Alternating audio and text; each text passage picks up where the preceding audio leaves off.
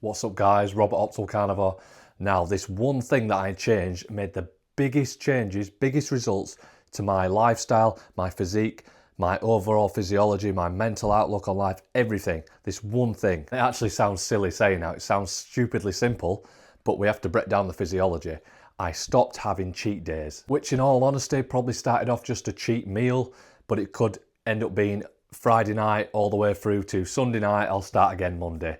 And I was so jealous of these carnivore influencers that I looked up to, like Shawn Baker and Anthony Chaffee and like Paul Saladino at the time when he was carnivore. And I thought, how are they so strict? I couldn't see it. I couldn't see past not enjoying like a Saturday or a Sunday. I thought, how can I enjoy my weekends if I don't have this ultra processed addictive junk food in? And that is the point. I didn't even realize I was addicted to it until I tried to cut it out. That's what forced me to look into the science. So use an example. Say somebody came to you who's an alcoholic, got a problem with alcohol. Would you tell them to just have a drink on a Saturday night? No. Let's say someone's trying to stop smoking, stop vaping. They go all week without it. Comes to Saturday, fill your boots, have what you want. Sunday, stop doing it. Look, it's obvious, isn't it? We're setting ourselves up for failure. That is never going to work long term. What is happening with these drugs, the nicotine, the alcohol, the ultra-processed junk food is acting like drugs in our body, and that is because we're sky high in this unnatural dopamine effects. This dopamine is rising, so what happens? Your body wants to balance out, so you'll get an equal and opposite reaction in the opposite direction, and you'll be below baseline, and that is your little come down. So your baseline is here, whereas you want to be just happy here. Little spikes like that, unnatural highs, setting that bar far too low. So one donut, dropped it, and brought it back up, feeling great.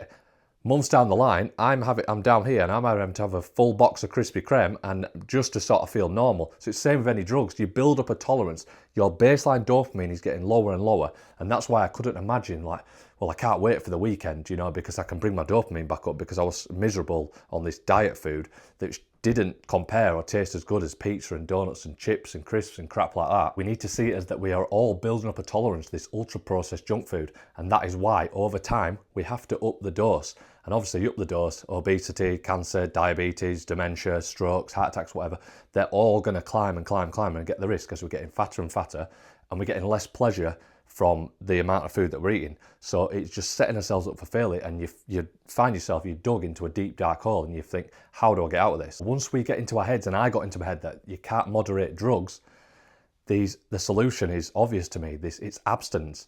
Do you know, once I did a couple of weeks, I went through that withdrawal. So I think, oh my God. Then I realized, yeah, maybe I was addicted to this. Do you know, these unnatural dopamine spikes, its body starts to balance out, and then you get nice little natural dopamine spikes, physiologically appropriate from eating real food. And then my food that I ate through the week, which was like bland diet food in my head, started to taste better and better. And so did water when I stopped having like even diet drinks and things like that. So it is literally resetting your system. You just have to go through that first couple of weeks, reset the dopamine system, and you'll get more pleasure from real things like sunlight, walking barefoot, just being with your family. And you're not miserable and have to reach for the alcohol and the junk food to bring it back up. Hopefully this makes sense. Knowledge is power. Knowing this, that we're digging ourselves a deeper and deeper hole the longer we go out live our lives with drinking loads of alcohol, building up a tolerance, eating loads of crap, building up a tolerance.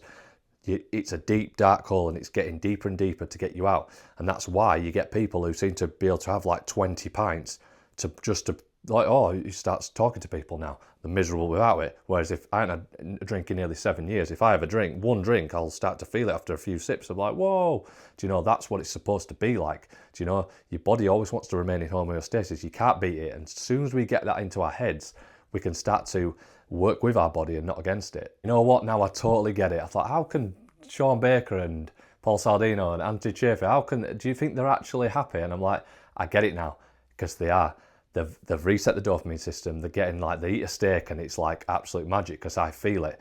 They've broke free of the shackles of that dopamine like roller coaster, and they've took control of their lives. And I like to think I've done the same myself. And I'm not joking when I get to the point that every day now feels like a Saturday. So if you've hit a fat loss plateau, you're feeling crap, there's something just isn't right and you can't pinpoint it, drop the cheat meals, reset everything, live your life a lot better. If you need help with this, you know where I am. Cheers, guys.